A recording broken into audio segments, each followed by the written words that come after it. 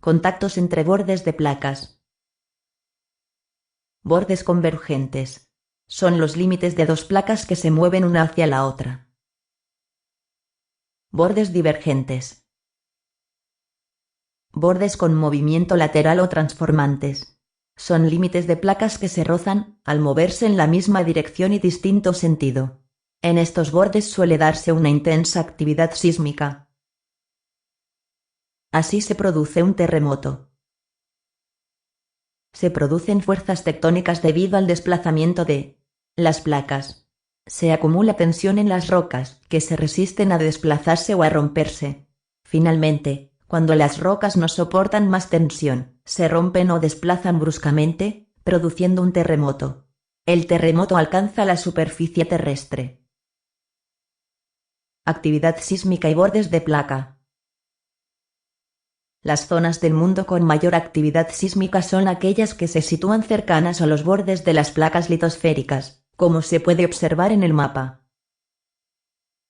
La actividad sísmica en España se sitúa sobre todo al sur peninsular. Así se mide la fuerza de un seísmo. La intensidad de un terremoto mide los efectos que éste produce se mide mediante la escala de Mercalli. La magnitud de un seísmo mide la energía liberada por el terremoto. Se mide mediante la escala de Richter. Escala de Mercalli. Mide la intensidad de un terremoto. Tiene 12 grados. Escala de Richter. Mide la magnitud de un seísmo. Asigna un número para cuantificar la energía liberada en un terremoto. Los terremotos más devastadores presentan magnitudes cercanas a 9. Los mapas de riesgo sísmico. De momento no es posible saber dónde y cuándo se producirá un terremoto. Por ello, se crean mapas de riesgo como medida de prevención. Para confeccionar un mapa de riesgo sísmico de España, lo primero es averiguar dónde y con qué frecuencia e intensidad se han dado terremotos en nuestro país. Una vez hemos averiguado las zonas donde se dan seísmos con más frecuencia y su intensidad, podemos pasar a elaborar un mapa de riesgo sísmico. Terremotos históricos. Terremotos de Lisboa. El 1 de noviembre de 1755, se produjo uno de los seísmos más catastróficos que se recuerdan en Europa occidental. El seísmo tuvo una magnitud que se calcula entre 8 y 9 en la escala Richter. Se llegó a sentir en zonas tan alejadas como los Estados Unidos. Terremoto de San Francisco, 1906. El 18 de abril de 1906, se produjo uno de los desastres naturales más famosos en la historia de Estados Unidos, cuando un seísmo de 7 grados en la escala Richter sacudió la ciudad de San Francisco.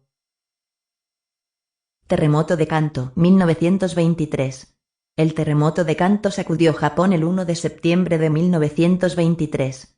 El terremoto arrasó una de las zonas más pobladas del país. El seísmo tuvo una magnitud de 8 en la escala Richter. Terremoto de Valdivia, 1960. El 22 de mayo de 1960, la localidad chilena de Valdivia pasó a la historia por producirse allí el mayor terremoto jamás registrado. Dicho terremoto alcanzó una magnitud de 9 en la escala Richter, provocando cambios drásticos en la geografía del lugar y el hundimiento de grandes zonas de la ciudad a 4 metros bajo el nivel del mar. Terremoto de Alaska, 1964. El 27 de marzo de 1964, se produjo en Alaska el mayor terremoto registrado en Norteamérica de la historia. El terremoto afectó a varias localidades de Alaska, incluyendo su mayor ciudad, donde dañó y derribó algunos de los edificios de su centro. Terremoto del Océano Índico, 2004. El 26 de diciembre de 2004 se produjo un devastador terremoto con epicentro en la costa oeste de Sumatra, siendo uno de los desastres naturales más mortíferos que se han registrado. Dicho terremoto, con una magnitud que se calcula 9 en la escala Richter, provocó enormes tsunamis que arrasaron las costas de prácticamente todos los países bañados por el Índico, llegando a zonas tan alejadas como Somalia y Sudáfrica.